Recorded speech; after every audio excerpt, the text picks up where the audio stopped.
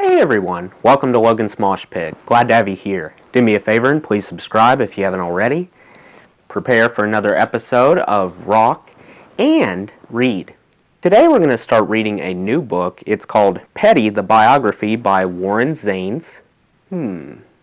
This book must be about Angus Young. Just kidding, it's about Tom Petty. I promise not to be petty. Pictures aren't in color. The text is too small. Chapter 1 doesn't start on page 1. I Won't Back Down doesn't play when you open the freaking cover. Anyway, I can't wait. I think this will be a petty good book. Here we go. Chapter 1, Family Secrets. Quote from Tom Petty starts us off. It says, "Whenever I smell chicken, it reminds me of the house my father grew up in." That sounds lovely. Let's begin. Florida was a good enough place to run away to.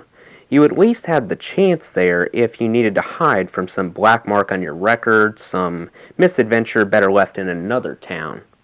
It was more uncharted and more unchecked than many other places, in a way that parts of the American West had been at one time.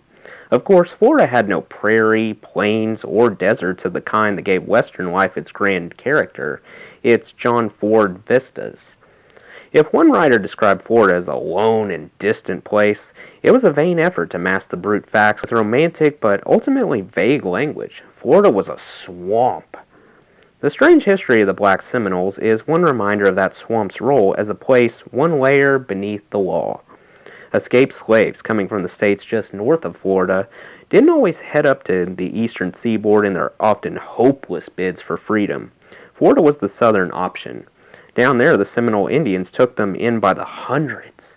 But this was no underground railroad, no temporary refuge. The escaped slaves became the Black Seminoles, many of them transported to Oklahoma reservations as tribe members when the deals were cut years later. In their case, Florida served its purpose. It was around 1910 when William Petty needed a place to run to. He gave no thought as to what his decision to move to Florida might mean for the next generations. He was just getting out of a bind. Petty, called pulpwood by some, had been working in the Georgia lumber trade, turning timber into pulp. Without significant forethought, he married a Cherokee woman who worked as a cook in one of the mill camps. He wouldn't be the last in the family line to find himself marrying in haste. Maybe he was in love, but there aren't any records for that kind of thing. What he came up against very quickly was this. For a Native American at that time, there weren't options.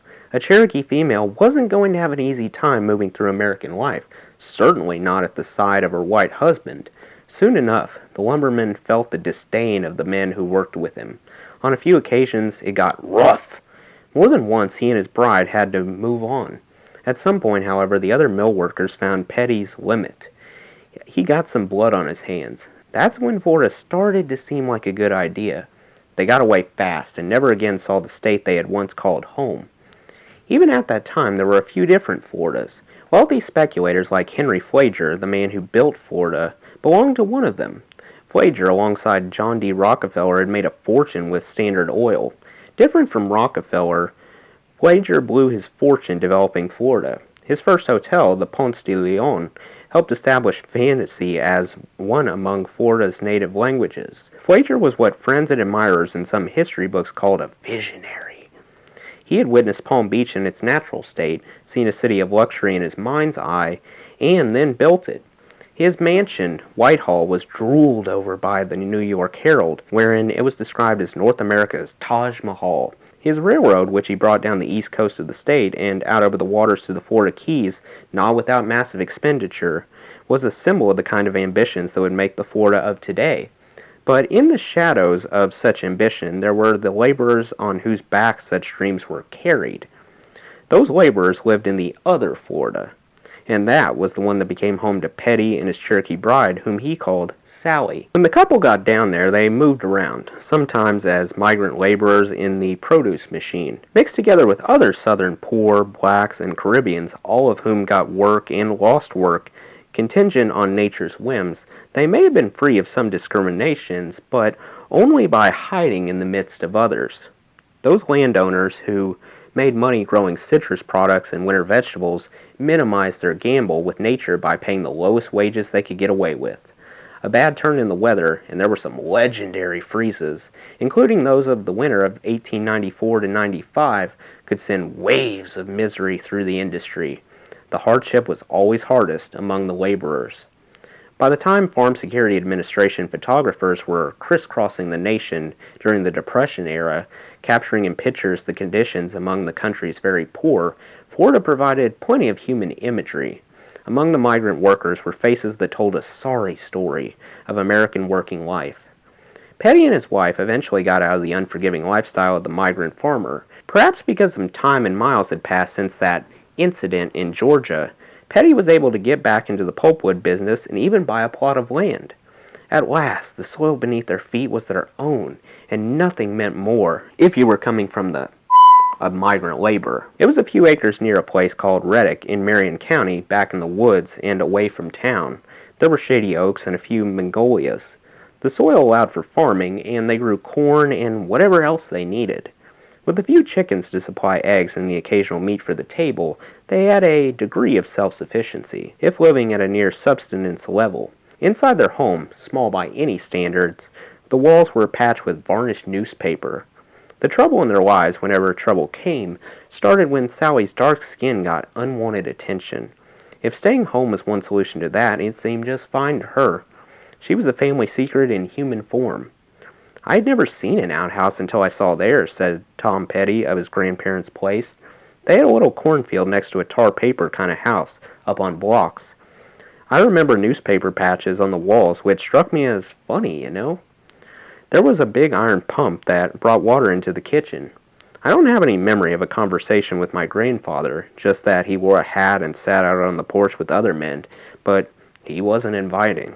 Nice enough, I guess, but he didn't walk over to him or anything. At least 3 children were raised in the Reddick house, including twins named Earl and Pearl. Their skin a little dark, they all did like their mother and got where they needed to be going when color became an issue. It makes you learn to shut up, says the grandson. They knew there was no point in trying to be anything other than a white family. The further one got from being a white family, the harder life became, and theirs was hard enough. A number of Cherokees changed their names to Macintosh. Fishing, hunting, doing what they could to avoid their father's guiding hand, which often came down hard and without a word passing from his lips, Sally's children lived almost as if they were in the century that had passed rather than the one that was underway. They were in the woods. They knew how to hunt the wild pigs and turkeys in the thicket, to deal with alligators and snakes in or near the water, including those that were better left alone. Some of Florida's best fishermen came out of the worlds like that. I think that's where my father felt most at home, says Petty of his father, Earl. Being in a small boat on one of those lakes, that's where he came alive. What he loved more than anything was to be in a swamp. And there were so many in central North Florida. There he was, a master at existing. Wasn't afraid of anything.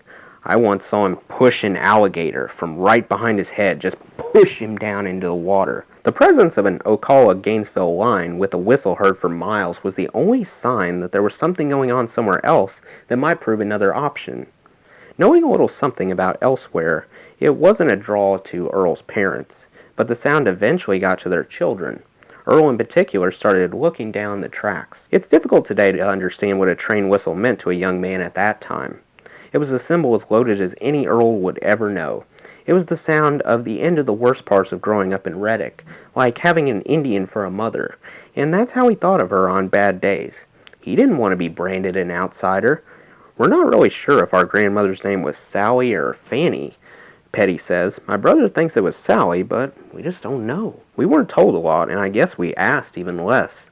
When Earl eventually did get on the train and head north, he was old enough to know that part of the plan was to find a woman, and he'd be sure, he told himself, that she'd be fair-skinned and from another side of life. Earl Petty met Catherine Avery when he returned from the Second World War, during which he served as an Air Force groundsman in Egypt. He hadn't just got out of Reddick, he had seen the world. In fact, he'd seen enough of the world to know that Gainesville was about the right distance from Reddick. Any further was too far. He overshot the mark first time around. He didn't need a pyramid in his backyard, and Gainesville was where he had found his fair-skinned girl working at Eli Witt's Candy and Tobacco. He was a driver, and she worked in the office. Catherine was born in Sycamore, Georgia, to John and Trois Avery. Her family, in search of more, or at least better, had moved to Gainesville when she was still young. Sycamore was a small town, not on the path of what was to come. My mother aspired to be better than that, not to be country, Petty says, but in that respect she certainly made an interesting choice when she picked a husband. The Florida for which the Averys would set out wasn't one they needed to go in the night and under cover like the Pettys. They made their way in broad daylight, fueled by a dream. America had forced its way out of the Depression, and no one wanted to go back to where they had just been. For Catherine and her sisters, Gainesville was the big city. By the time the war ended, she had let herself get caught up in the mid-century hope for something better. In 1945, the University of Florida in Gainesville had 587 students enrolled. By 1946, it had more than 8,000. That rate of growth meant a few things. One, business was good in the halls of learning. Two, if you lived in town and weren't a part of the world of young people, you were going to be outnumbered. It was buoyant time. If the state of Florida wasn't growing quite as quickly as the University of Florida, it was boom times nonetheless. Florida was well on its way to becoming Florida, land of sunshine. To reimagine the 50s, whether in Gainesville or anywhere else in America, meant setting aside some images and ideas about the era that had all but hardened into place. Too often the period is remembered as a time of ruthless conformity, with Little Richard providing counterpoint along the way. In significant ways, the push for conformity was real. But the convenience offered by the decade as an organized tool for history and the widespread tendency to establish the straight 50s in order to celebrate the 60s and its breakthroughs had distorted the picture of mid-century life. The duck-and-cover 50s, with its blacklist and anxieties played out in the Senate subcommittees or juvenile delinquency, had become the 50s. But was the conformity of the era simply an effort imposed from above to control differences? Or was that conformity a choice made by many and for good reason? In Earl Petty's case, conformity had its benefits. It was bound up with an interest in leaving the Depression and the war behind and a desire to be a part of a situation that was finally about the good life. Fitting in also meant putting distance between himself and the small house back in Reddick. So long as he was a Cherokee, he was an outsider, and far less likely to get a share of the rewards. In the part of the world he had chosen for himself, even by the late 50s, 99% of the population favored laws banning interracial marriage. His parents were on the wrong side of that popular position. No, conformity wasn't a weakness. It was a place to get to as soon as he could. As a Cherokee, says his son, Earl would be on the underside of the American dream, but if you were a white male in the 50s, it could be an incredible time. In so many ways, he continues, my father was like a man hiding in plain view, afraid of being found out. I think there was a lot of theater in his life, a lot of mask, a lot of acting, but I sure didn't know this then. I just thought he was an asshole. It took me years to get past what he did to me in order to understand his situation. I only saw the outer stuff, the bravado, the machoism, the anger. We knew so little about the world he came from because he kept it behind a wall he had built himself. I think he felt like he had to. And, he was probably right. I didn't think about what it meant to be a Native American, what it meant to be a kid who grew up in a shack with his Indian mother and his white father, suddenly in a college town just as America was moving full speed ahead into the glorious 50s. That's quite a scene, really. There are books that throw light on the era's lost men. The Organization Man of 1956 tells a compelling, sometimes chilling story of post-war life. The author, William White, seizes on a shift from an America founded on ideals of individualism and the Protestant work ethic to a country wherein a corporate sensibility begins to choke off that spirit. It is, in some respects, the sociological companion to the man in the gray flannel suit. White also puts a finger on an aspect of 50s aspiration that speaks to Earl Petty's situation. The suburbs, he argues, were a new melting pot. There were those who had been pushed to the margins as ethnic outsiders, who now, ensconced in the middle-class suburban environment, could transition into being white. This obviously had limits, harsh for those, such as African Americans, who had no chance of passing. But for a mixed-race Earl Petty, it meant having a shot, if he did it right. The same year he married Kitty, 1947, they found a small house where they lived for a few years before moving to the two-bedroom ranch that would be their home for the rest of their lives. As far as being half Cherokee was concerned, it was not discussed. Within 3 years of their marriage, their first child, Thomas Earl Petty, was born. It was 1950 when Tom came home from the hospital. With him, Earl and Kitty would move to that second house, a small place off the park, surrounded by live oaks draped with Spanish moss. Just 1 year after Tom's birth, Time magazine would declare the generation to which his parents belonged the silent generation. Born around the Depression and living through the war, they had things they wanted to leave behind, as if they were a collective memory bank they agreed to seal off. The optimism of mid-century American life was real. Earl felt as if he had drove the truck for Eli Witt's Tobacco and Candy Company, but still a darkness tugged at him. Troas Avery, Kitty's mother, didn't simply have issues with her son-in-law Earl Petty, she had issues with all Earls. She had married 2 of them. Her eldest daughter, Evelyn, married 1. By the time her daughter Kitty did the same, Troas was refusing to speak the name Earl. The name brought her bad luck, and in Earl Petty's case, it wasn't just the name. She didn't like him. He drank and gambled, without good results in either department. He made it to church on time, yes, but the results weren't so good there either, and now he was going to try his hand at parenting. Well, that's the end of Chapter 1. Stay tuned for more. That does it for today's video, guys. I hope you enjoyed. Make sure to like, comment, and subscribe if you haven't already. I really appreciate the support. I'll see you next time. Until then, rock on.